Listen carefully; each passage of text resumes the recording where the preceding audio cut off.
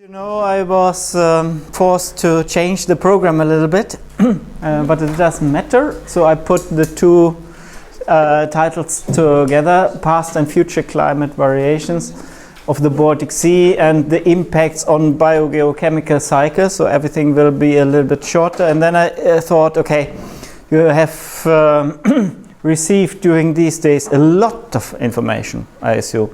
So I will actually show you a lot of figures that you have seen before. I would like to go back and try to make a synthesis. And as usual, please ask if you have questions. I would like to start with an overhead from Ragnar from yesterday. His take-home message was, we are still extremely uncertain how climate change will affect the Baltic ecosystem. And I have the same take-home message, okay? I really would like to stress that this is important. I'm a little bit puzzled what he meant with extremely uncertain. You can interpret it as we know nothing. And that's not true. I would like to convince you we know a little bit, and that is what we need to build up our research. What is needed for the production of climate change projections for the Baltic Sea? Let's take an example. Assume your name is Eva. Assume you are coming from Finland. Assume you had as a task to investigate the ecosystem services in the coastal zone in a future climate. What do you need?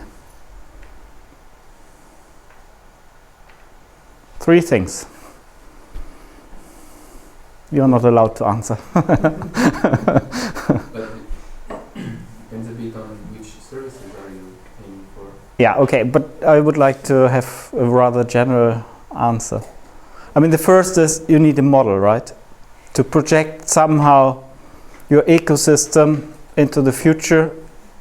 Eva needs to think what kind of model she has, and that, of course, the type of model depends very much on the ecosystem service that she's interested in. But then to build these models, or this model, she needs observations, right? If she is using a statistical model, she needs this to build the statistical model. If she is using a dynamical model, she needs these observations for the evaluation of this model. But you can also, of course, if you have good observations, long back in time, you can use these to learn something about the past of the changes in these ecosystem services. And that is very useful. I think the different speakers mentioned that already, that we have a change in the future, and if we can get back in time, and maybe we need to go back in time quite long, but then we come in a phase where it has been warmer, and we can then learn somehow how the ecosystem responded to that forcing, and try to assume, okay, that will also happen in the future. And the third, what you need is, of course, the information how the climate will change, the information from the global climate model. And that information has somehow to be downscaled to the scale of the Baltic Sea, that you have useful information for your kind of modeling. So 3 things: observations, a model, and the information from the global climate model. So I would like to structure my lecture as follows. How does the Baltic work? Very general, and this is only with the focus on climate. We learned climate is the statistics of weather, so 30-year mean, standard deviation, extremes, so the statistics count here, and more in general. Then number 2, decadal variability. So what do we know from the past, and what causes this variability during the past century?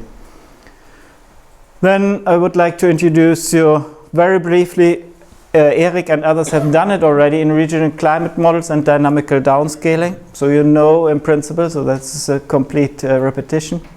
But then I would like to take up again the topic on uncertainties. And then I would like to go through you to information that you already know, projections of Baltic Sea climate for sea surface temperature, sea ice, salinity, oxygen, cyanobacteria. It came all the time through the different presentations here, but I would like to discuss with you a little more in detail what can we expect in changing temperature, for instance, and what can we not expect. I would like to start with this figure. So climate change is obviously of concern, and the reason that we are of concern is that we observe changes in the environment.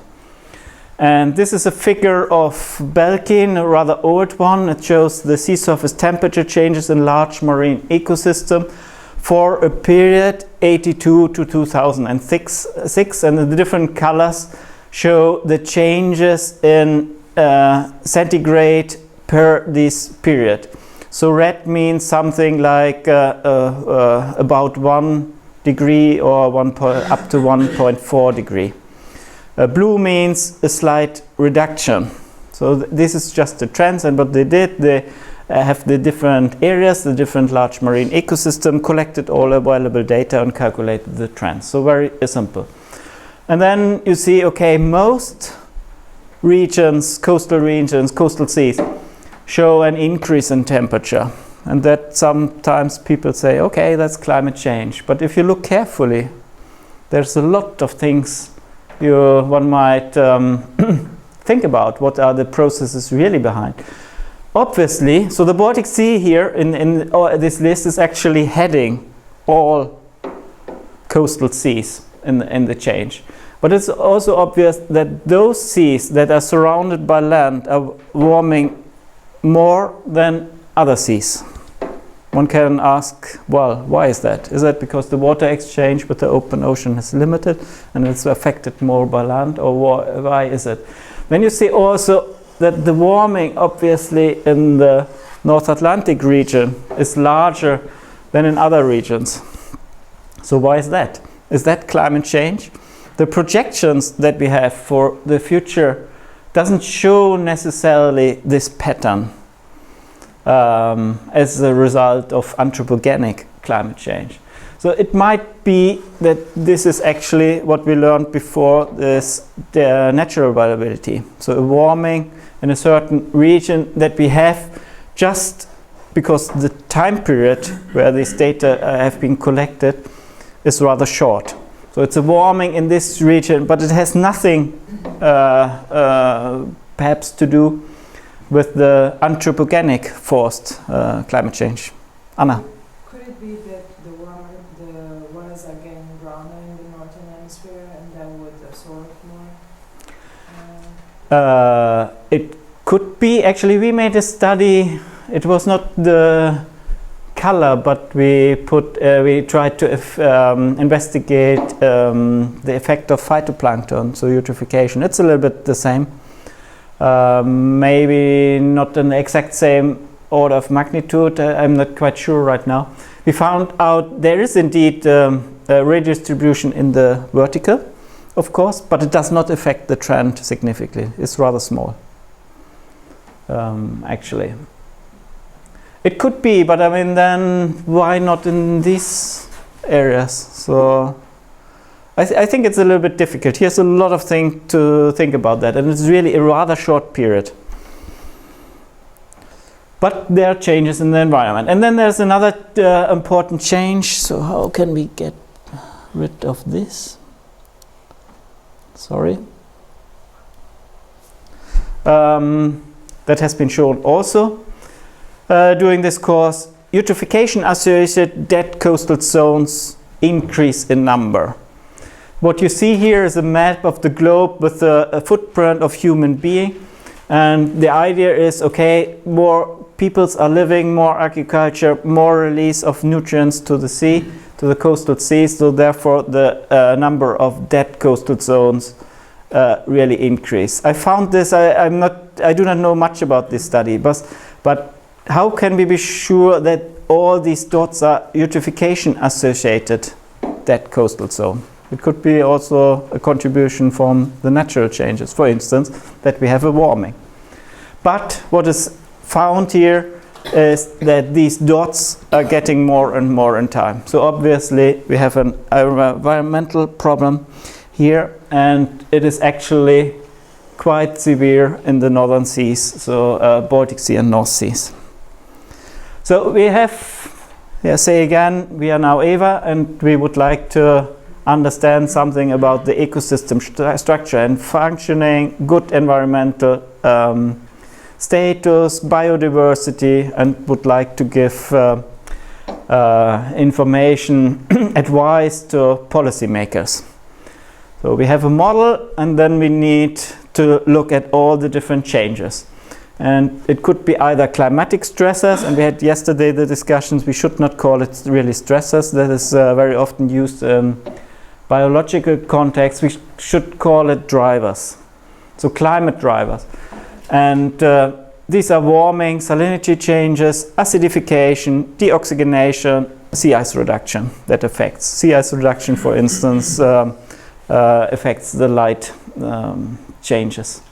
And then we have non-climatic stressors, more the environmental ones. And the most important one is, of course, eutrophication for the Baltic Sea, but there are others like overfishing, pollution, like Emma told us, habitat degradation, and invasive species.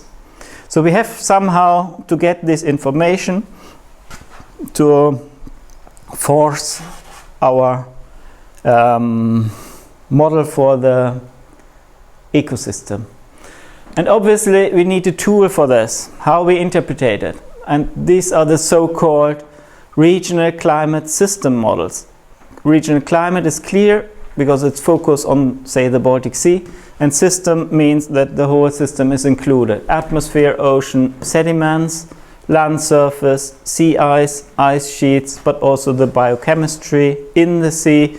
The land vegetation, why that? Okay, land surface changes affect the supply of nutrients from the land, and so on and so on. And if we then put in the emissions, either from nutrient loads or the emissions of greenhouse gases, that affects, of course, also the global climate, then we get what we have here as forcing the climatic and non-climatic drivers. So that's the multi-stressor approach, and that was actually the main idea behind writing this application for this summer school, to learn more about this.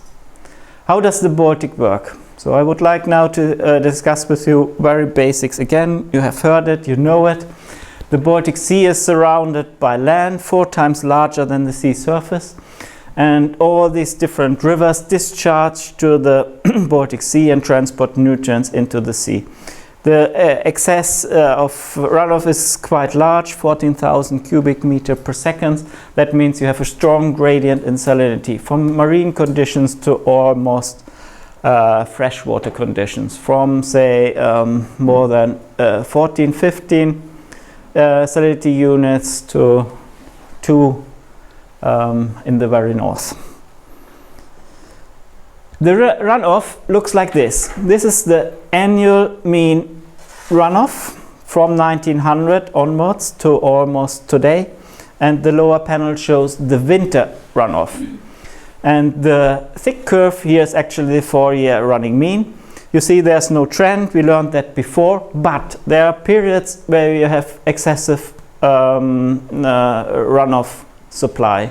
And that is a period, gray shaded here, between 1920 and 1930 something, and also during the 80s and 90s. So it really sticks out that we have here these bumps. If you look at the winter runoff, you see an increase, not in the annual mean. What is that? Do you know that? Sorry? Earlier spring. Um, Warmer winters, more runoff due to not falling snow or just snow. It could be one reason, and it's certainly an addition, but it's not the main reason. It's the dams in Sweden and Finland. Actually, in the 70s, they started to build dams and regulate it. So they have the storage and released more and more during the period where you have a minimum. So that is actually winter. Because please note this is January, February, March, before the spring flood. And therefore we have this trend. But you are completely right, the temperature effect is really another contribution to this trend. So what is the response of the ocean? Okay, it affects salinity, that is very clear. This figure here shows salinity as a function of time and depth at Gotland Deep. Depth, time, no observations during the 2 world wars. And a pronounced variation in salinity in the deep water. For instance, in the 30s, it was rather low. During the 80s, 90s, salinity in the deep water was rather low, but rather high during the 50s. You have seen this already. And somehow we need now to put the 2 things together. The runoff signal, which obviously causes these changes to a certain extent, and this variability, what we see in salinity. If we can understand what is happening here in the processes, then we can easily, then we have a model, and then we can project into the future. So you know also this one, this shows the topography of the Baltic Sea, and the problem that the water exchange is limited between the North Sea and the Baltic Sea. Here you have a section across the Darcel and through the Arkona Basin into the Bornholm Basin. It looks like this, and it's actually a salinity section during an inflow event, the saltwater inflow in January 1993, and we have seen another animation already. This is the bottom salinity, and the currents show how the water moves. It flushes over the silts, fills the deep Arkona Basin, and then penetrates through the Bornholm Gate into the deep Bornholm Channel, Bornholm Gate, yes, and into the Bornholm Deep. And these events happen sporadically, and they are less often nowadays, have been more frequent than before.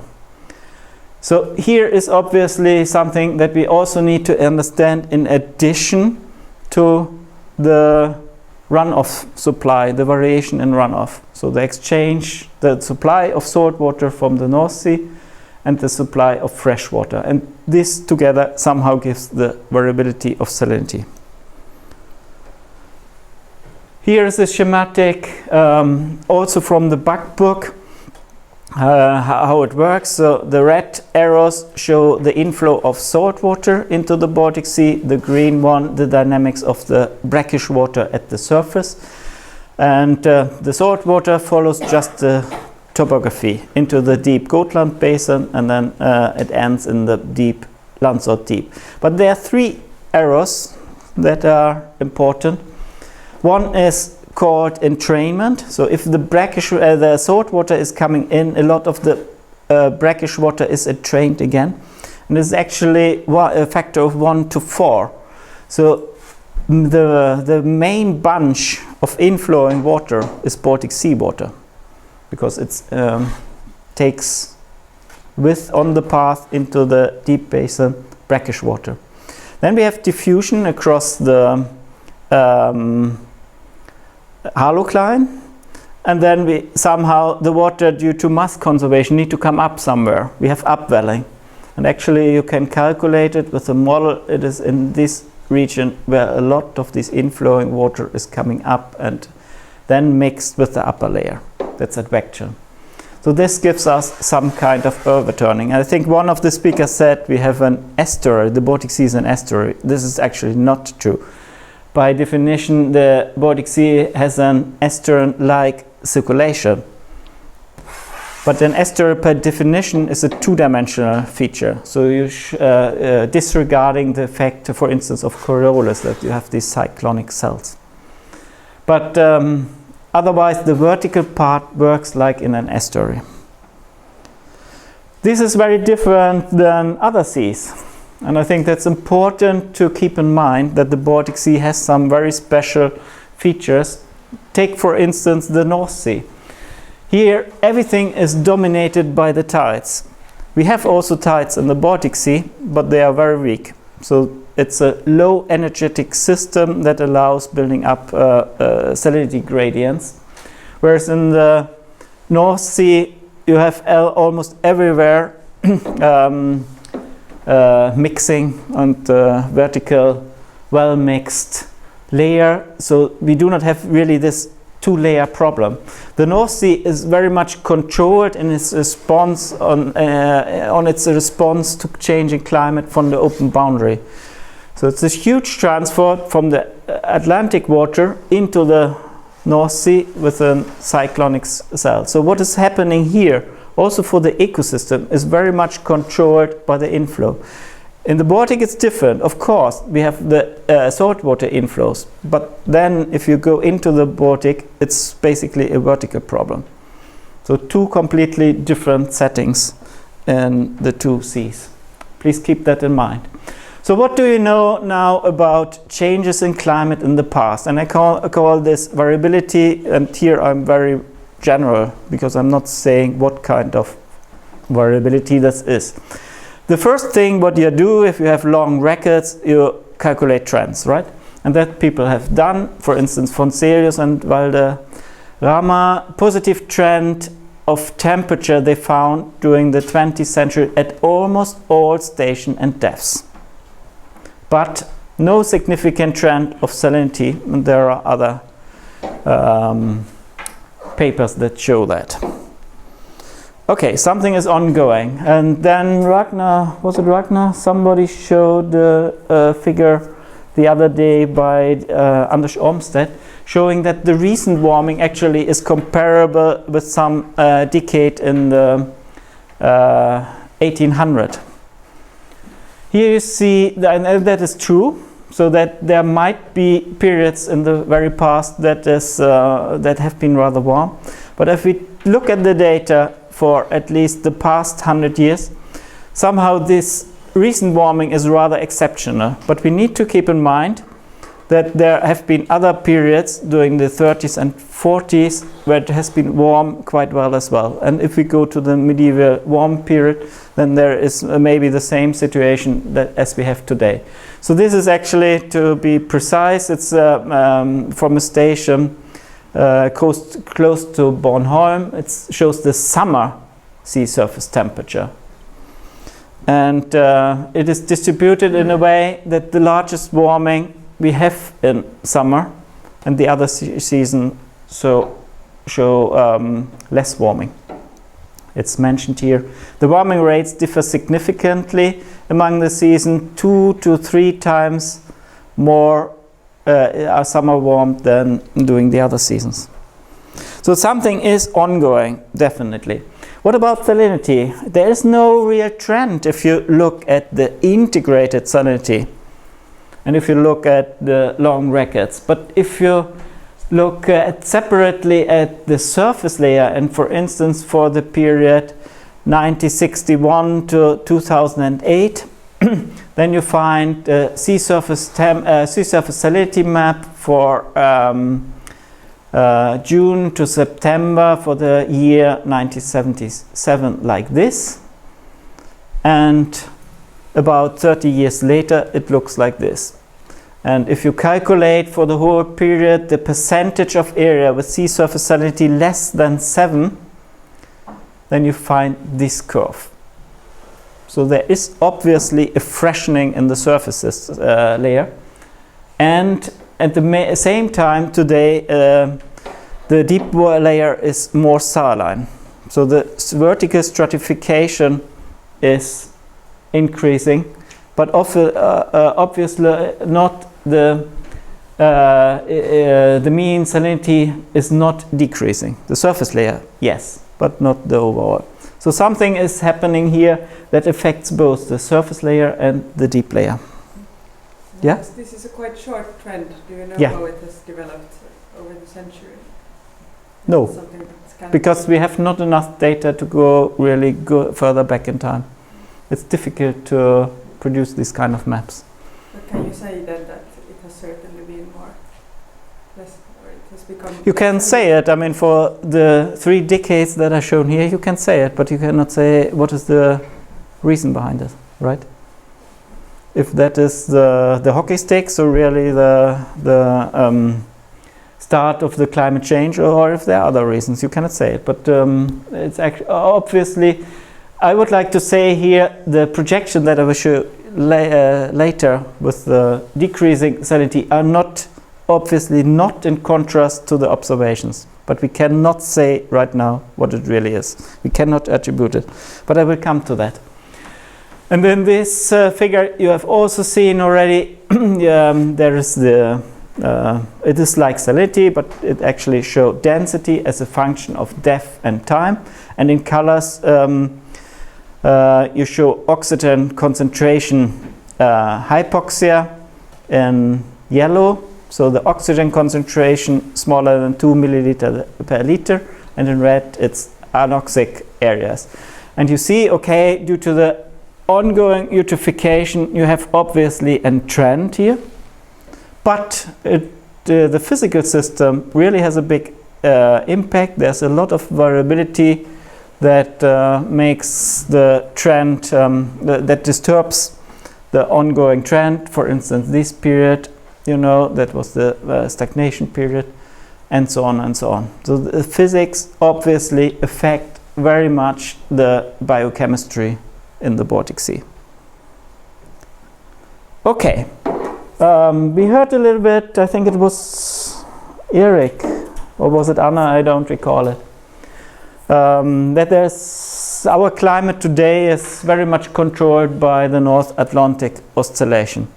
And then I look at many papers in environmental research that investigate the reason for the variability of something in the ecosystem. And what the people do, they produce the correlation to NRO. NRO, you remember, that's the North Atlantic oscillation. If the NRO index is positive, then we have westerly, stronger westerlies, so more maritime climate in our region. If it is weak or negative, the NRO index, then we have more continental climate. So colder winters concerning warmer winters, and warm and wet and so on. Is that a good idea? Well, I mean, it works, at least for the recent decades, but one need to be careful. I would like to give you here an example. It is shows again runoff, and it is the annual mean runoff, the curve that I've shown you before, and these are the annual values, and then we have the thick curve is the 4-year running mean, and it has no dimension because it has been divided by the standard deviation. So therefore it is like this, and the dashed line is actually the, let's see, the NRO, and it's also the 4-year running mean winter NRO index. Well, and in the recent past it looks quite reasonable, but not in the earlier times, and you can calculate the correlations, and you find between the two curves, you find quite high correlations, and this is actually, to be precise here, the 31-year moving correlation between the 4-year running mean winter runoff to the Baltic Sea and the 4-year running mean winter NRO index. So we focus here on winter time.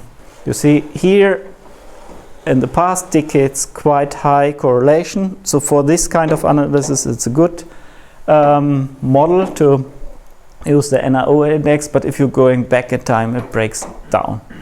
So you cannot argue, okay, we understand if you have 100-year records, we understand everything with the NRO index. And the reason is actually the NRO is a pressure difference between Portugal and Iceland, but the center of action of this pattern, this atmospheric pattern, change with time. So they are not static. So therefore you need another record in principle if you look for temperature. One can show you need at least two additional two patterns here. And if you want to investigate wind, it's even 3. So to put down everything to NRO does not work if you're going back in time. Well, let's discuss more the decadal variability and its causes that we observe during the past century in the Baltic Sea. Here again we have the observations, salinity, Gotland, deep, as a function of depth and time. Then we have a model, and it's good to have a model if you make an attribution study to understand what is going on in the system. And the model is not perfect. You see immediately, okay, the halocline is too shallow compared to the observation. But somehow it reproduces some of the feature in the observations. A minimum in deep water salinity during the 2030s and a minimum during the 80-90s. So that fits quite well. And it fills the data gaps. So that's the purpose of the model. Now we have a model developed that somehow reasonable reflect the variability. We want to understand what happens, and then we can make sensitivity experiments. Before that, I show you another figure. There, a tracer has been added. It's a completely artificial one. It shows the age. And that is, say, there is a particle with this tracer in that has a clock. And whenever the particle is at the sea surface, the clock is set to 0. If the particle subducts away from the surface, the clock is running. And then you get this kind of age or time of all the particles. And it's the age in years between 0 in blue to 9 years. And you find quite long ages during the 2030s and during the 80-90s, and a little bit longer also during the 60s. And here we have black colors, that is 9 years or longer than 9 years, and that is actually the time between the two salt inflows in 83 and 93. So therefore we call really the period of no salt water inflow stagnation periods. It's really stagnant water, no exchange in the deep water. And that is confirmed by this experiment. So our aim is now to understand what controls these stagnation periods. And therefore we are looking at 3 slides.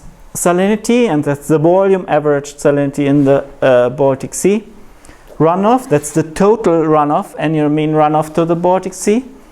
And the zonal wind over the area. So wind speed, runoff, average salinity as a function of time for the past 100 years. And the thick solid line are 4-year running mean. We do not care about small fluctuations. Here you have also, in addition, the annual mean curve for runoff. This you have seen before with the gray shaded area that denotes the anomalous period, the period with anomalous runoff. And the west wind is actually, well, at one station over the area, and is also 4-year running mean. In addition, we have here a dashed curve. These are is a station from observations, and suggesting actually that the wind that we are using in the model is quite okay. And for runoff, actually, it is exactly the observed runoff that is used as a forcing of the model. Okay, and if you have a model, then the nice thing is that you can play around with it. And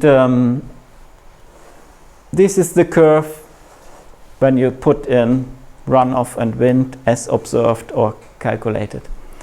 If you then say, okay, we would like to understand the impact of the changing runoff with time. Okay, you take the changes away in time. You calculate a mean seasonal cycle from all the data, and you force the model with the runoff that does not change between year and year, between the years. And then you find a salinity variation that is actually the dashed curve. So you see during the stagnation periods, or the periods with anomalous high runoff, indeed the variability is decreased. So the drop here in salinity that corresponds to the anomalous runoff supply is really smaller, but it's not completely gone. So from this figure, you immediately just rule of thumb say, okay, 50% of the variability is explained by the runoff, but not everything. So there must be something else that explained these periods. And the same is actually for the period during the 80s and 90s. And then please have a look at the wind. You see that during that period, the zonal wind is anomalous high. Not during the whole period. Here you have the bumps, and actually the bumps are from the NRO, the fluctuations of the North Atlantic Oscillation. But on average, during that period, the west wind is anomalous high. I forgot to say, here you have depicted wind speed anomalies, so therefore it's 0. And here's the mean, that's 14,000 cubic meter per second in runoff, and here you have also the total values. So, and if you take that away, so force the model with the wind that includes all the frequencies higher than 4 year, or all the periods higher than or smaller, I should say, for periods 4 years. So saltwater inflows that happen on a time scale of, say, a couple of days or weeks. So 20 days outflow you have usually for saltwater inflow, 20 days inflow are still included, but the long-term variability, this kind of variability in the model has been taken away in addition to the runoff variability. Then you get the dotted curve. And it's still not completely straight, but it is much more reduced, these drops. So the answer is really that there is a significant contribution also from the zonal wind. And that is what Eduardo with a colleague showed in one of the papers, his paper, statistically, that the zonal circulation actually affects salinity. Question? Are these values for the whole year, or are they for winter? Or? That's annual means. Okay. For the whole year. Okay, now you can ask, okay, what is the mechanism, the processes behind this? So obviously we have two drivers, runoff and west wind. Runoff, you see immediately here, it's the accumulated runoff. Very simple. You put in more fresh water and you accumulate and accumulate and accumulate more fresh water, then salinity is going down, dropping. It's easy. And you can show that it's really like this. So it's simple. And the west wind is actually, we learned that we have an estuarine-like circulation with outflow at the surface, inflow in the deep. If you have more west wind, you have less outflow at the surface, but you need to compensate that. It is a closed system due to mass conservation. So you have also less inflow. So more west wind means less inflow or saltwater inflows.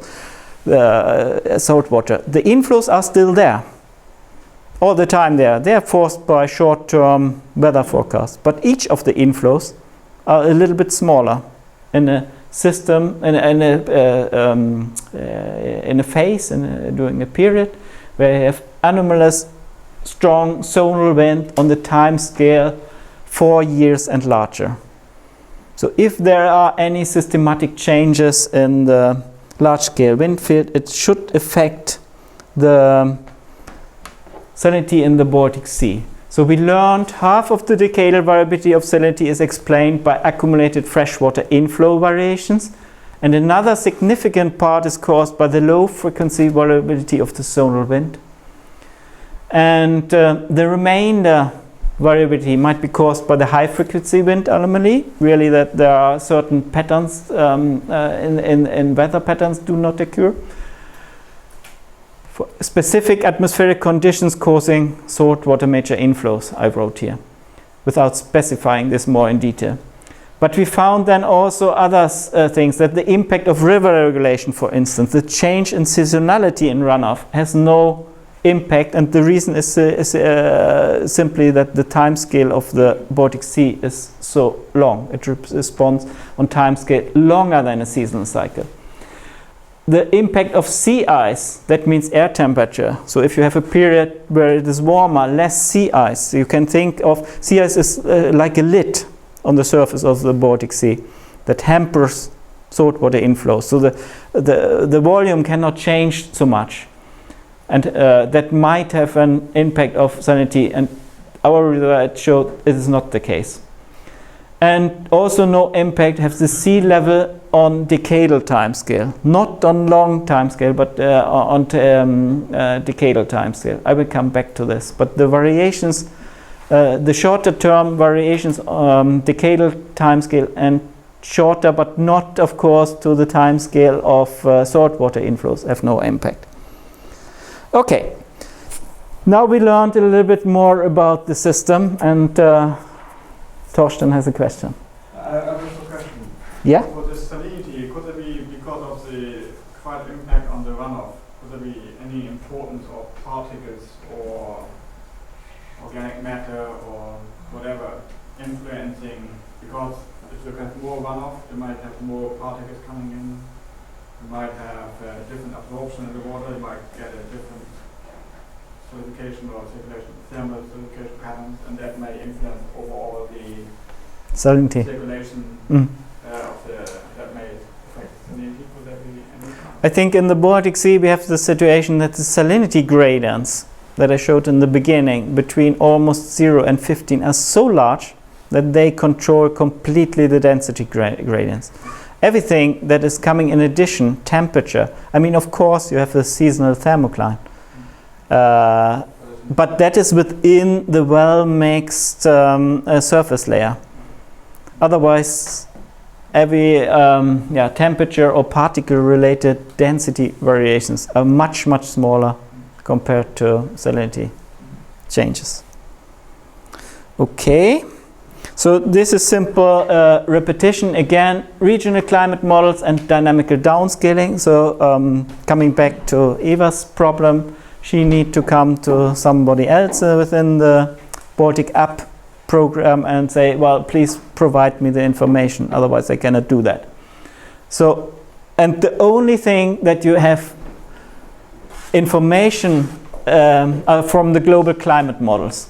Only those are providing the information of global climate change, because we learned about the global circulation. So you need somehow to downscale it to the region. We heard from Eric that there are big biases in the global climate model. And then sometimes I heard the opinion, okay, forget about this. The global climate models are so much biased, they are useless. They are bad tools. But I do not agree, because they are made for scales that are much larger than our area of interest. They are actually very good. They're not bad models, they're very good on those scales they are made for.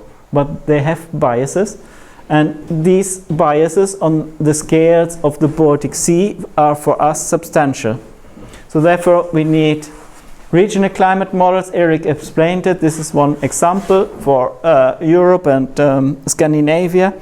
Of course, this cannot be seen isolated, so there is the global circulation, and we need to feed at the boundaries of this regional atmosphere model. We need to feed in the information from the global climate model. So the global climate model has simply a resolution like this.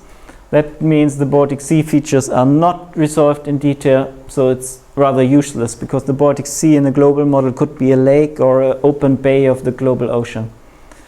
In regional models you have much higher resolution, so therefore you're doing this and you represent mountains, for instance, then much better. And we need, of course, in this system all the information. We need the information from the atmosphere, from the sea, but also about the land, and then the components, the vegetation on land, the biochemistry, and so on, to have this as forcing for our coupled physical biogeochemical model. And one example is depicted here. It shows our model. It is built for, this shows the domain of the atmospheric model, and is coupled to an ocean model covering the Baltic Sea and the North Sea. And included are also the calculation of runoff, the calculation of biochemistry in the sea, and so on and so on. So therefore we call this system models. You might ask, well, what are you doing for in the areas where you do not have an ocean model? Actually, what we are doing, we supply then the information from the global climate model. So the global climate model gives the information at the boundaries. And in those sea areas where we do not have the information from the regional model. So that's the approach. And I do not want to say more because you get bored about this. You have heard it already. I would like now to spend some time in uncertainties in projections. And before I do that, a definition of wording. Yesterday, Ragnar said we are working with predictions. I mean, this is a question what he really meant. Ragnar knows what the difference between projection and predictions is. But I would like to define it here that it's really clear. Weather forecast, you're doing like that, you start from some observations that defines you the initial conditions, you integrate, like Eric explained to us, 10 days ahead, and then you get a forecast. And the errors are, well, the chaotic system itself and the biases in the model. And that is a prediction. It's based on, well, well-known equations. You cannot be better due to the chaotic behavior of the atmosphere longer than 10 days ahead, and due to the lack of observation, so the initial condition is not really well known, but otherwise there are no additional assumptions. Projections, on the other hand, or scenario simulations, here in addition we mean we have additional assumptions, like the emission of greenhouse gases, like the nutrient supply to the Baltic Sea. I mean, we need, in addition, to define what the farmers will do in the future. It's not obviously, we cannot just say, okay, in a warmer, say A1B scenario or so, the farmers behave like this. That's impossible. So there's an additional assumption in it, and you need to define what are the settings for this scenario. So there's a big difference between, if you define it like this, predictions and projections. You cannot predict climate. Markus, can I just kind of add something there? Which is that whenever you set up definitions like this, it's as though you're, to some extent, making a binary system. You know, it's either a projection or a prediction. But I mean, in fact, there's a lot of grayness in between, I think, and it's very important because people very often think that when you have a projection, then okay, you've got the assumptions about socio-economic scenarios, and then from there on it's kind of on rails. But in fact there are always lots of other assumptions. Yeah. And the problems that we very often run into is whether those assumptions are concealed or visible. And particularly when you're talking about confidence, you very often get a situation where people say, I'm confident about this projection, but what they don't say is provided that all these assumptions are true. And so I think it's worth pointing out that there's a very big grey scale here, and we should always try to make our assumptions visible and state it up front. But many people don't do that, and that's a real problem. Yeah, I agree completely. Very good comment. Okay. So I would like now to make for you first the 5 minutes break, and then you come please back, and then discuss during 5 minutes the following questions. What are the sources of uncertainty, so neighbor by neighbor or larger groups, like you wish. What are the sources of uncertainty in climate change projections? A little bit, we have talked about that earlier, that's partly a repetition. But then also, how should a scientist deal with the uncertainty? For instance, with Dan Cornier, we made the exercise talking to a journalist or talking to the mom and so on, to the public. And we know that we produce these projections. We know, well, as a scientist, we know that there are some assumptions in them. These assumptions might not be true, and we know that we have bad model, for instance, and that we have certain limitations in trusting our results. But somehow we believe there is still something that I want to disseminate, or the other way around, the politicians come to you, can't you say anything? Even if it is so uncertain, we need to have this information. We need to build a dam or so, or we need to rebuild the harbor. And therefore we need the information how the sea level will change.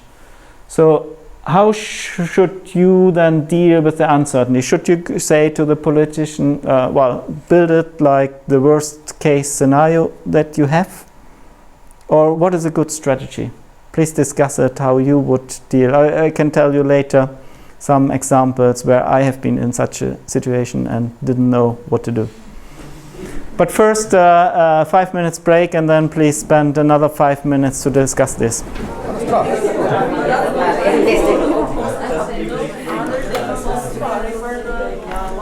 Okay. Can we summarize? So what do you think about sources of uncertainties? Ideas? Because the studied system is too complex for us to describe everything in the model. Yeah, right. You have biases in the regional and global climate models. Okay? But more? We don't know all the connections between different processes that are going out in the nature, so it's not impossible. Right? I think the main source of uncertainty is that we cannot predict human behavior. Yeah, that's a very good answer. I mean, we do not know the emissions, right? It's impossible to know. You can somehow extrapolate, and everything in these scenarios are built on certain models of population increase, but you do not know if that really happens. And it depends very much on the next president in the United States, and so on and so on. Okay, this was, I think, similar things was mentioned by Eric. Emission scenarios, future behavior of mankind, exactly what you said, Miguel. Modeling uncertainties, the climate response to changes in the atmospheric composition in the global climate models. And of course also the modeling in the regional climate model, the ocean circulation, the biochemistry, what you said, the interaction between the different processes, or that we do not know the processes at all. And third, natural climate variability, and this is divided in two groups. The solar activity, of course, that contributes, the volcanic eruptions, that contributes to the greenhouse gas effect. But then we have also the internal unforced variability generated by the nonlinear dynamics of the climate system. Okay, and the other question, what are your iPhone? I'm, well, the president of the US. So how should I deal with the problem of Bangladesh?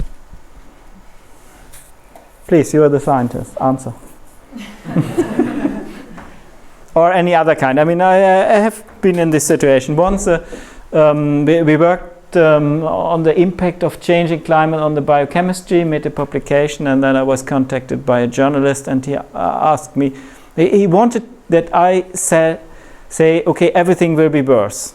So climate change makes the eutrophication worse. That he wanted me to say. And I refused to say that. I said, yeah, well, but uncertainties and so on, and there's a range of results, and look here, like it is. And at the end, he made no contribution in the broadcasting because he was so frustrated. I mean, we learned by Dan Connolly how you should do it, really pass your message in a concise, and I didn't do that at that time. So I just said, like I felt as a scientist. And then the journalist was actually not happy at all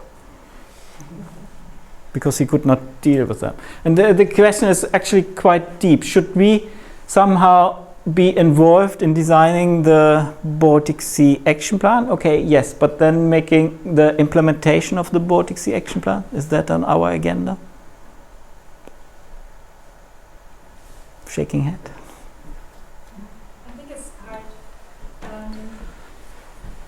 On one side, it's good to have something like upper and lower or maximum values and minimum values of what we might expect, so that we have something like sensitivity experiments or sensitivity model runs on which we can relate what we then also communicate to the public. And then it might lack a lot of knowledge, but to calculate some average, what we expect for a whole region, is maybe something that we also can communicate more easily to the public, even though it's missing the details that in one region it's different than in the other, or on the surface it's different to the bottom of the sea. But just to have a simple thing to understand and then to communicate, but these are the uncertainties, and that's something that might a scientist or the public, a journalist or the public also understand and communicate even further. But I mean, we're not the ones who decide on what should happen. Otherwise, we would be chancellors or. Exactly. So there are different aspects, and I think your answer was very good, because the two different aspects, or three maybe, are cleared at all. First, I have no answer to this. I think that every climate scientist should answer this by him or herself. So you should really think about like you do it. But my opinion is, like you said, that you need to communicate in an understandable way the uncertainty. You cannot state just because it's so easy, everything will be worse. It's I have some problems with this view. So always somehow, even if you do it in a simplified way, communicate uncertainty to the journalist. So at that time when I did this interview, I was not good in that, but you should think simple pictures that you can communicate so that there is still a message in the message box, but not really that you oversimplify and come up with wrong statements. One example, for instance, happened to me. I did this stuff with the salinity, and then a Finnish journal wrote about me, a big headline: Swedish scientists said the Baltic Sea salinity will reduce by 50%. That means a very huge change of the whole ecosystem. I've never said this, actually. I worked with an ensemble, I will come to that, and investigated scenario simulations between no change and the worst extreme was the 50% reduction. And that he picked out and made this article out of that. So we need somehow to learn this, and therefore it's very good to both the communication, but also to think about how you present this uncertainty. And the second thing is then how to deal with the policy making. And then I agree very much with your opinion that we should, as scientists, supply all the information that we have to the politicians, but we should not try to influence the political decision making. We are members of the society and we vote. Therefore, at that role, we can of course vote for the right party that we like, but not as scientists use our expertise to affect the policy making by telling a story which is maybe half true, or so, trying to affect this. Like this, we had the other with the geoengineering. Some of you may have seen it now. What we discussed the other day, that there are some Swedish scientists really promoting it, and then come to a situation where I think they do a mistake, that they claim something what we do not really know if it is like this. Markus. Yes, I would like to reinforce what you said. It's really important, I think, to be very honest about uncertainty, because I think everybody knows what uncertainty is in everyday life. All these politicians also, they have to take decisions every day on uncertain facts. You know, uncertainty is part of everyday life, and if you tell them, well, this is our range of models, but there's a certain uncertainty, and they are able to understand that. For instance, if you have a mayor in some seaside resort, and he has to decide, do I want to build some, I don't know, swimming pool or something, and so the economic scenarios. Will I have more or less people coming here for recreation? That uncertainty may be much larger than the climate uncertainties that we tell them. Yeah. So those people are really used to uncertainties. And if we tell them this is uncertain, and we tell them really openly, then they will understand and they will not complain like, oh, you scientists, you never know exactly what the case will be. So I think if we communicate this openly, it will not be really a problem for people to understand it. Yeah. Please think about this by yourself if you're working with these kind of questions, how you communicate and how you, well, deal with these problems, because sooner or later you will come to a situation. Trust me, that's the case. Someday a journalist will phone you.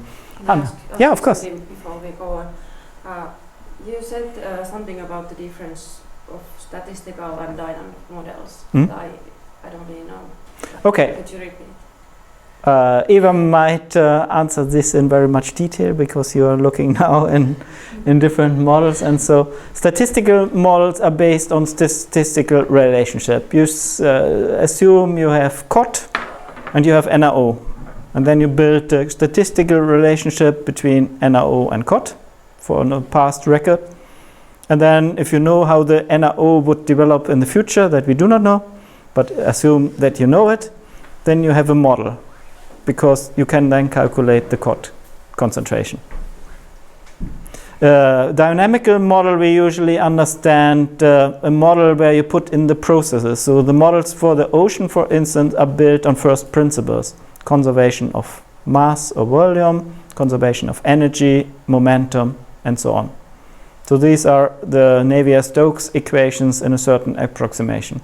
So hard physics, you can call it. And then you have the processes that interact. I think Anders Olmsted was a little bit in about that, like turbulence. You have no equation for that. You need somehow to parameterize and to add this.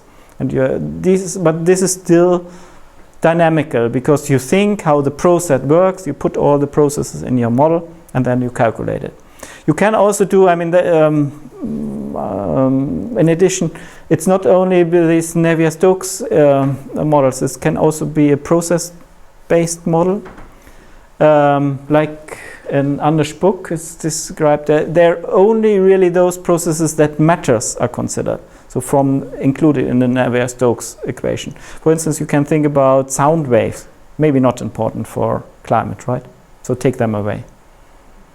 Or seiches or so. So then but still you are thinking in processes, putting it into a model, and then integrated it forward in time. In a statistical relationship, you do not know the processes. You need then good data to tune your statistical model. So there's a principal difference. Okay, let's continue. So what are the projections now giving us for the Baltic Sea in the future climate? I again come back to Ragnar's presentation. He said, and this is from the Bach book, so therefore I think everybody almost agree. We have near agreement that in the Baltic Sea area the CO2 concentration will increase, the temperature will increase, there will be less winter ice, absolute sea level will rise. Sorry, I was too quick. So I do not know what he meant with near agreement. But I mean, we are somehow convinced that this is rather robust in the Bach book. Then he wrote also, and I think that's also very good, it also seems likely that the pH will decrease, the precipitation and runoff will increase. Here I'm not so much convinced, to be honest, because it could also decrease the runoff according to some, but there seems to be, well, let's change it maybe to likely, take away the highly. And coastal erosion will increase. I do not know too much about that, but it is in the Bach book written like that. Yeah. I'm confused with all the information. The precipitation will increase in the north, Yeah. right? Yeah. In winter time. And I will show you in a few minutes that the precipitation, the runoff in the south in summertime will decrease. And we learned that we need, for describing the salinity, the total runoff accumulation.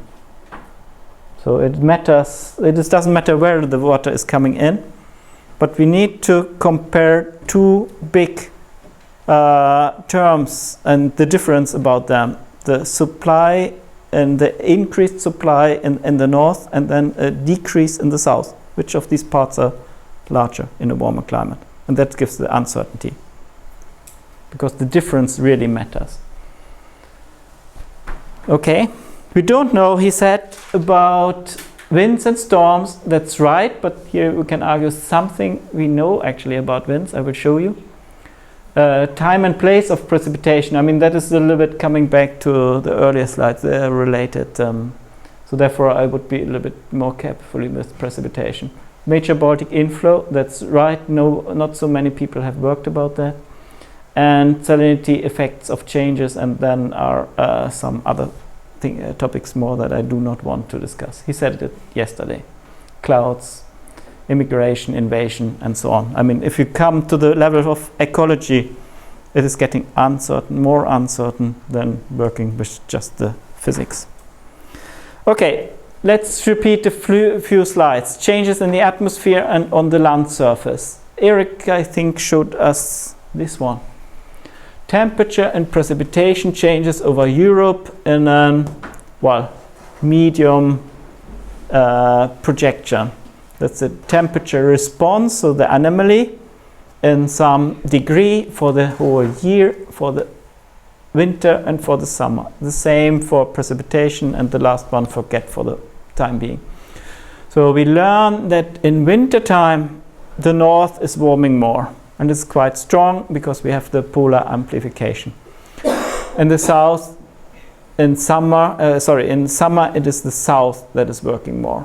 In the annual mean, actually, we have this gradient. So this effect is stronger than this one. We have to keep that in mind. So obviously, the north is warming more. And that is also what observations already suggest. And then we have the precipitation. And here's exactly what you what you asked. In the north, we have an increase. Then there's some kind of transition zone. In the south, we have a decrease in precipitation. What is not so good here, that in principle you should add P minus E, so precipitation minus evaporation, but there it is similar. So, and this is a basic principle. So we can, in principle, trust this pattern because it follows something like, it's called Clausius-Clapeyron. You have a question? Yeah, I have a question regarding the temperature, because Yeah. I think beforehand you showed a picture where you saw that in the summer the temperature is increasing more. But that was the water temperature. I will come back to that. Ah, sorry. Okay. This is the air temperature. Okay, right. Okay. That's a very good observations, because that was my point here. But for the it's the months December, January, February. There you have the largest warming. But back to the precipitation. So now I simplify. There's something called Clausius-Clapeyron, and that says that in a more humid climate, that and if you warm, then you will be even wetter. But in a more dry climate, if you warm, you will be more dry. And actually that is happening here, so therefore we think this overall pattern is quite robust. But we do not know so much about the transition zone. So in winter we have an increase in precipitation, and summer in the south we have a decrease. But for the salinity it very much matters, the regional aspect. Where is the rain coming, and where is the transition between more humid and more dry? Because we want to calculate, we want to sum up the precipitation minus evaporation over land and calculate from that the total runoff to the Baltic Sea that affects our salinity, because we want to know how salinity looks like. And any uncertainty in this transition gives us an uncertainty in the runoff. So the global models, again, they are very good. They have this pattern, and we believe in this pattern. So that is something I would say is certain. I do not know if you agree, Eduardo. But the regional aspect makes runoff to a very uncertain parameter, because it's the difference between these two contributions. And then there's another thing like the wind. I'm a little bit running out of time, so therefore you can ask, I jump over it. Here we have the runoff, exactly what I said. It's the changes in different downscaling experiments. So different colors here just are different scenarios. And it is the mean runoff change per basin. The Botnian Bay in the north and the Baltic proper in the south, and then you have the sum. You have exactly in this kind of ensemble modeling exercise an excess runoff in the north and a decrease in the south, and somewhere in between is the transition, and therefore, because the models are giving slightly different results, but then the difference is affected quite a lot. So you can have, even in these projections, results with decreased runoff. So therefore, it's not true that you immediately know by sure salinity will decrease in a future climate in the Baltic Sea. Changes in the ice ocean. Now I go down, and here we have now what you observed again. The annual mean sea surface temperature changes are in an ensemble between 2 and 4 degrees. So it depends, of course, very much on the emission scenario. I do not want to go into any kind of details here, more on the seasonality. The largest change we found in summer, or more precisely in June, in the north. And then the question, we observed that the largest change in air temperature is in January, February, March. So why is there a phase shift somehow in the ocean to the atmosphere? Well, the answer is the ice. Here you have the mean maximum ice cover in a control, that means present climate, and in a warmer climate, that is red. And then for the past decades, not the past years, you have a mean ice cover, maximum ice cover in the Baltic Sea that covers about 50% of the surface. It's not true for the last very mild winters, but if you take a longer period. So half of the surface is ice covered. And in a warmer climate, according to this ensemble, we found a mean maximum ice extent change of 60 to 70%. So the Botnian Sea and large parts of the Baltic, of the Gulf of Finland are getting ice free. And these are exactly the areas where we have the largest change in sea surface temperature. So, due to the polar amplification in the north, the air temperature in wintertime is increasing most, melting the ice. But if there is still ice, I mean, if there's ice on the sea surface, the water is at the freezing point. So it melts and melts and melts. And if it is away, then you can warm the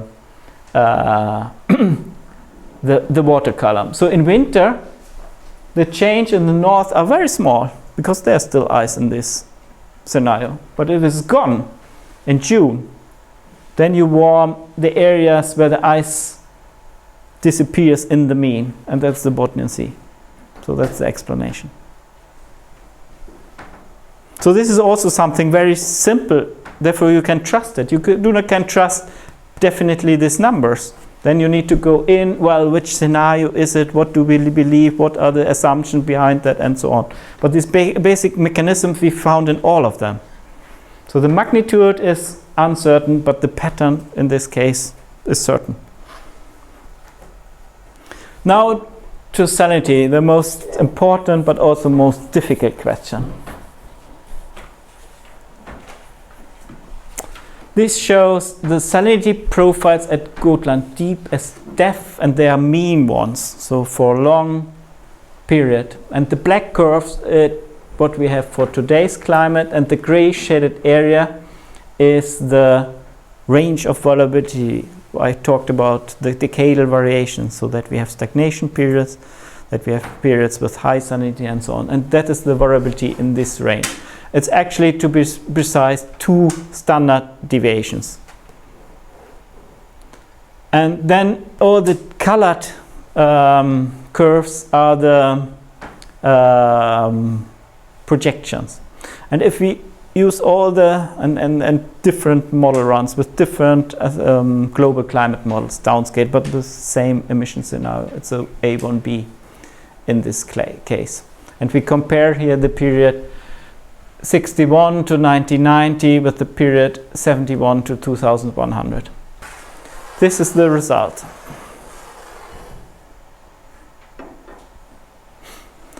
"16 different, and here is one that is really sticking out. 50% reduction, and that was what the journalist referred to. But what he has not really, what he did not understand, or what I have been bad in communicating to him, that most of the models are in the range of natural variability from today. So what I said at that time, and this one we actually are the same model version. It's the Ecker model from Hamburg. These are all other models. You cannot argue this is a bad model.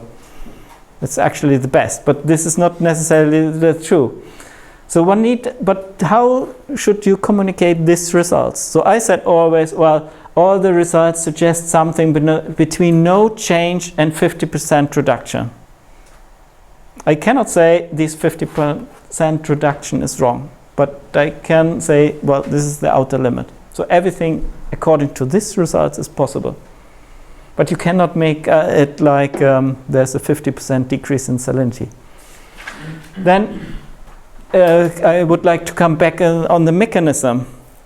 I tried to understand here in this case what is really forcing this change. And therefore I took in the A panel, the upper panel, away the wind changes. So the wind is in that case constant or not changing. And you see it affects the result. Still there are the runoff somehow described that. But then you see also what I have shown you, that there are in some cases the runoff decreases, so the salinity increases. Not much, it is within the range of variability of today. So it is actually, the wind is important as well to control the mean wind is important to control the salinity in the future Baltic Sea. It is a lot precipitation, but the wind as well. And here again, that is really what you get. This is the most extreme one with a 50% decrease. You have the 5 unit salinity line somehow between the Botnian Sea and Botnian Bay in today's climate, and it is now in this future in the Arkona Basin. That's the very extreme. But it is exactly in the same way plausible that you have no change, that the left is the future. What are the drivers of salinity? 2 minutes neighbor discussion, please.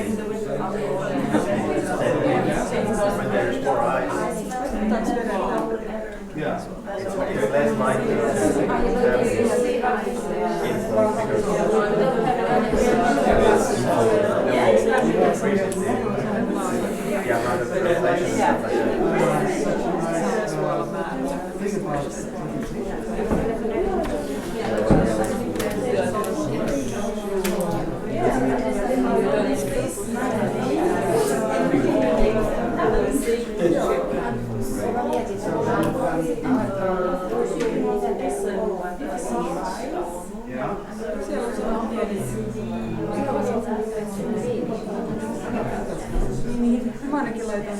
Okay, if I just make a link.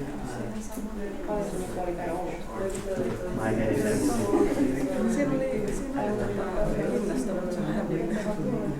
Maksan 10, jotka 15.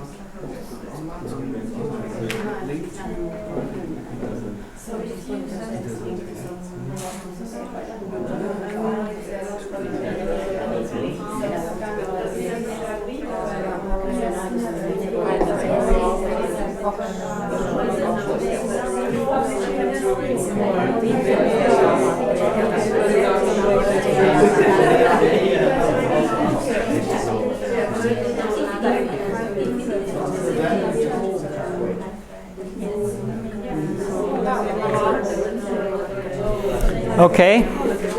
My question was maybe not precise. I mean, I have told you a lot of the past salinity variations, but what I meant here, what we should keep in mind for this projection. So it should be, what are the drivers of future salinity? Okay.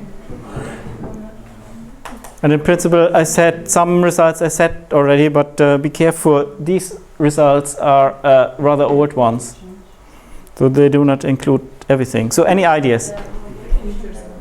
So one is clear, runoff. One other is clear, the zonal vent. But what else? Runoff and the zonal vent, the west vent, the mean vent. I mean, that was the issue we found in these scenarios that we produced. The difference between the panel A and B, but we found also in the past variability, and there's no reason to assume that the wind should be not very important, or the large scale circulation not be important for the future salinity. So this is obvious, but do we have really everything in it? Please. Why the big precipitation? Yeah, but precipitation somehow is the precipitation over land minus evaporation is runoff.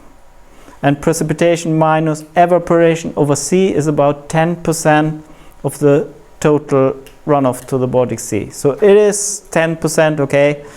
It is a contribution, significant contribution, but it is small, okay. Well, this is when we looked in the past. Actually, we found that it's not. I showed you, or I mentioned at least, that the melting itself, I mean, that not. Because you form the ice from the seawater, the melt, so you cannot change the salinity just from the melting. But you can think about that the ice somehow reduce the oscillations, and with that, the saltwater inflows. But that is actually what model results suggest that is not the case. More suggestion. The inflows. Yeah, very true. Yeah, exactly. Yeah, and here in this scenario, it was actually made that we somehow had a proxy for the sea level here in the Kattegat, that we even could be able from the large scale pressure field, because it's related very much to the sea level in the Kattegat, changes in inflows. It is not, does not say it is the change in sea level difference. That does not mean necessarily that there is water coming in. We know from some saltwater inflows, for instance, if there's large outflow from fresh water, that not much is coming in. So the total salt amount is not only controlled by the sea level difference and by by the large scale pressure field. So there's something in addition, and this is, but you're completely right. Are there something changing in these additions, one can say, in the interaction, in the processes, so the saltwater inflows. And Ragnar told you that we have worked on this and found that there is a very slight increase in the probability that saltwater inflow might occur in a future climate. But it was a limited ensemble, and it is rather uncertain if that is really so. It does not say the inflows really increase, but the probability for that they occur more. So somehow we need to work on this, that's right. But then there is something, a fourth, and we have not talked about that. The global mean sea level. When we did it, sorry Miguel? And what about the global mean salinity? Like not in the Baltic, but Mm. in the North Sea, if it's getting like Mm. more fresh, then the intrusions Yeah. are more frequent Yeah. and stronger. Very good question. Actually, if you extremely change the North Sea dynamics, then it's very likely that that will happen. If we go into the past and look at observations from Skagerrak, so from the deep, we found almost no variability in the deep water. No variability. So there's a strong variability in the surface layer because of the outflow from the brackish water from the Baltic Sea. But that is not the water that matters. This water is always, of course, mixed with the inflowing water, but what counts and what makes the salinity in the saltwater inflows is the deep water salinity. And from the past, we recognize that there is no variation at all. And then it's, of course, a good assumption to assume that even in a future climate, it will not change. But if you have a catastrophic scenario where everything changed in the North Sea, you're completely right, then that should be considered as well. Jana? And what about the temperature? Does the temperature also have an effect? Because if we have a stronger stratification just because of the temperature, there might not be mixing of deeper salty water. It's certainly a contribution, but I would argue here that especially in Kattegat, the salinity gradients are so strong that again these temperature gradients would not matter. Because that is really mixing over the sill. So it's the Kattegat gradient. It's incredible. I mean, you have the high saline 30 unit deep water or 33 unit salinity deep water. And the surface water is the brackish water from the Baltic Sea. It's mixed water. It's between 15, 20 or so. The gradients are simply so huge that I would argue that temperature doesn't matter. But this year that we have not looked at because the past changes in sea level were rather small. If you look carefully at sea level records, you notice that there is an increase in sea level in the past 100 years. But they are rather small. This should have an effect because it changes the cross-section over the sills. So if you have saltwater inflow, simply more salt water is coming in because with a higher sea level, the cross-section is larger. And that should have an effect. And that is actually something that in all of these scenarios has not been considered. So what do we know about the impact of accelerated future global mean sea level rise on the volume average salinity in the Baltic Sea? And what is shown here is the difference. So this is a figure from the IPCC. It shows the sea level as a function of time in the different projections. So depending on the different emission scenarios, you have different results. And the most extreme is actually here the RCP 8.5, 1 meter sea level increase. This has not been considered before because we believed all the time it's a small effect. And 1 meter is, of course, at the outer edge. But we did some model experiments with ramp functions in sea level up to 1.5 meter. So it's exaggerated the effect. So it's beyond the IPCC. But anyhow, well, there's still people believing that might happen. And it's also somehow an artificial sensitivity experiment because it is assumed that in today's climate we added during the period 1960 to 2000, or actually we did two experiments also for a shorter period, for a 20-year period. And the red one, please forget. So the red and green, forget here for the time being. So what you see here, the sea level difference in the volume averaged Baltic Sea. And there's the, let's say, the blue curve here. So whenever you have a saltwater inflow, as I said, you put in a little bit more salt water. So therefore these step functions.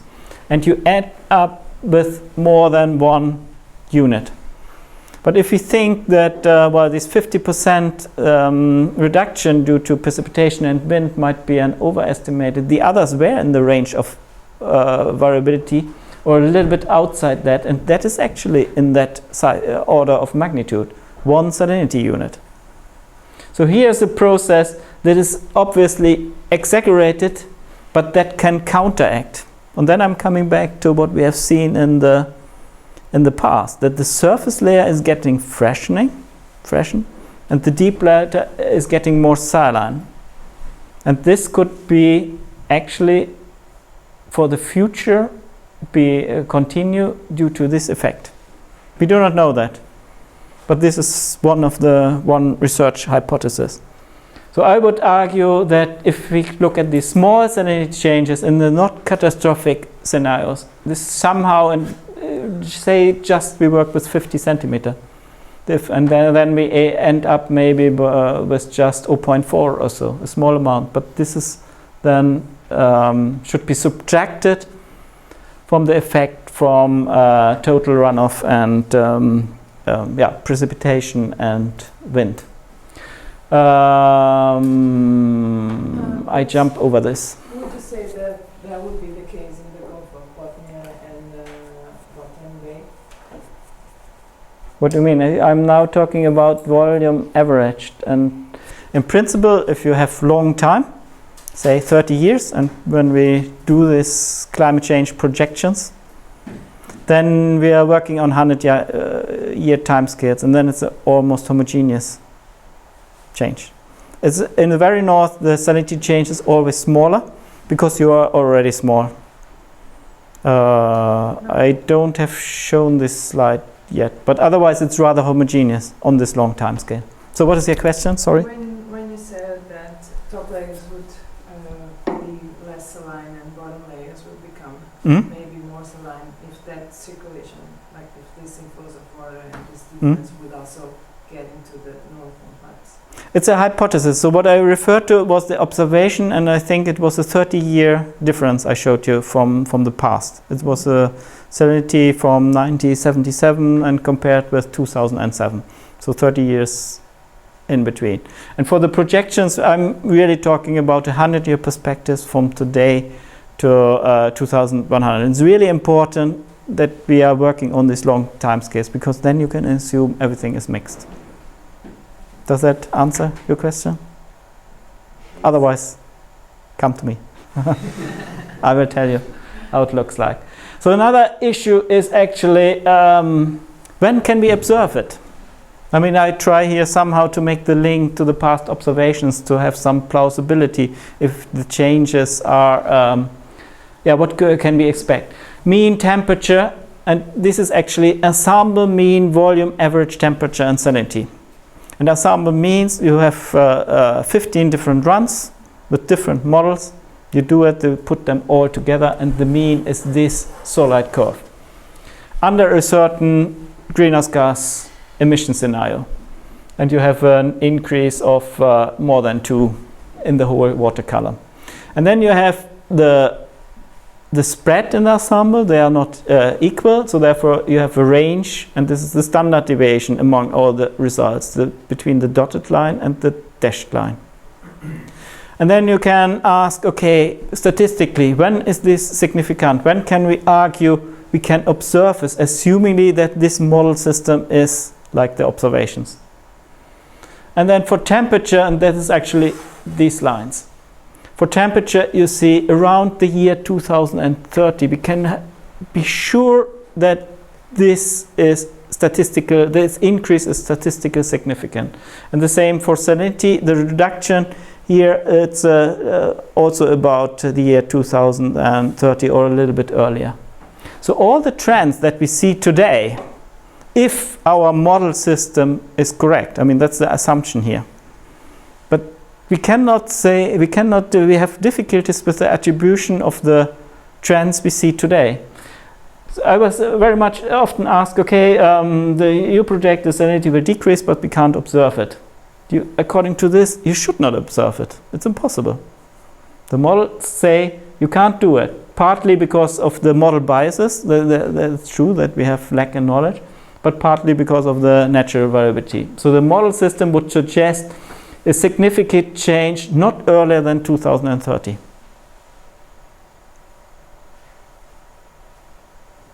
So we observe trends in temperature, and that is very likely related to anthropogenic climate change, but we cannot be sure that it is. Torsten.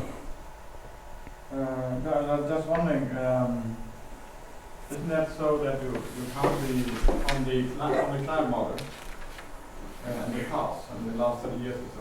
It's just a stochastic weather, isn't it? I mean, there's no you can't be sure that's the same year. Yeah. Say 1980 Yeah. is Yeah. not the Yeah. past 1980, Yeah. right? Yeah. Could it be the reason for that you can't see that here? Or? No.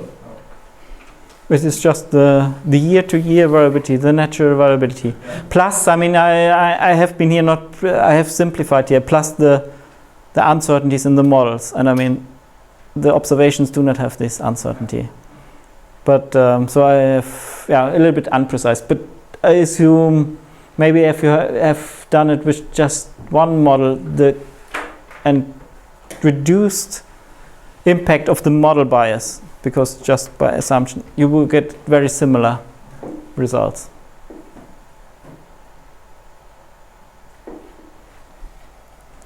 Okay, and then I'm close to the end. So now we are doing projections for the biochemistry. Then we need, of course, the addition of the emission. So additional is assumption, how human being behave, how land use will change, and so on and so on. And that has been done. So projections until the year 2100, and I think somebody has shown it already. It is the annual average load of phosphorus, and then you have another similar curve for nitrogen. And this is the reconstruction. So the peak in 1980, and then the measures change. Have an impact actually and change the total loads, so there is an improved of situation, and then we are here. And from that we have done different assumptions. One is to follow the nutrient loads averaged for the past 30 years, so an average about this. And there are different curves, different colors, that are different global climate models. The uncertainty from the global climate models are here considered, so we call this the reference. Still you have an increase, you see it by eye, that there's a positive trend, and that is because there is in this ensemble an overall increase in the total runoff, and more runoff in this model approach assumes then more phosphorus loads. Well, rather obvious. And then we have an extreme scenario, it's called business as usual, where we assume an increase under a 20-year period from here to here. And then we have the Baltic Sea action plan, so a reduction scenario. So we have loads that we should compare, or the response to loads between a situation here, which refers about the year 1950 in the reconstruction, and another one that refers almost to the peak. And this is our range of uncertainty, because we do not know what humans are doing. It's again the minimum maximum approach. How does the Baltic Sea respond? We have tried to reconstruct the past from 1850. Then we have not calculated in the future, but we went back, and there's the yellow curve a little bit to the past and integrated again, because it's different forcing. As Thorsten said, you have some kind of statistical weather. You cannot, in a global climate model, you cannot say the year 1977 is exactly the year 1977 as observed. It is statistical weather in one sense. So therefore the forcing changed here, and therefore we went back. So therefore is no continuous transition. But for the oxygen in the Gotland Deep in 200 meter, and these are ensemble means of different runs. The black curve in the reconstruction, the standard deviation is the gray shaded. So that gives us again a measure of natural variability plus the uncertainty of, in the climate runs, but plus the uncertainty in the models that are used here. And it does not follow exactly the observation in the reconstruction. All the models seem to have some overestimation in the 100 years ago. This is Winkler titration, like Dan Conley told us. So the oxygen information here is quite precise. We cannot just argue it's bad data. So it's very likely that all biogeochemical models under oligotrophic conditions does not work so good, at least at that time. Now some people think they have improved their models considerably concerning this. But then we have, as observed, a decrease in the oxygen, and we came to anoxic or negative oxic, that meet hydrogen sulfate conditions in the deep water. And then, of course, if we integrate into the future, the reference is the yellow. Then we are coming here. Blue is the Baltic Sea action plan with the strong reduction in loads, and the business as usual with a strong increase. And you can immediately say, okay, there's a huge range of uncertainty somehow. But when you have the most optimistic, the Baltic Sea action plan, you come not back to the year 1950. You should maybe expect it from the input, because it is on the level of the year 1950, if we assume, if we follow the Baltic Sea action plan. But the response is not. And then I think some speakers earlier explained it to you why that is. We have the bad history, one can say. So the nutrient supply from before is stored in the sediments, and under anoxic condition that's coming up. So we have a reduction in the external loads, but the internal loads increase. So very simple. But this is now here illustrated with these model runs and compared with the future situation. So you have the problem with the Baltic Sea action plan. You cannot, in a warmer climate, not come back to the year 1950. So hypoxia actually is projected to increase.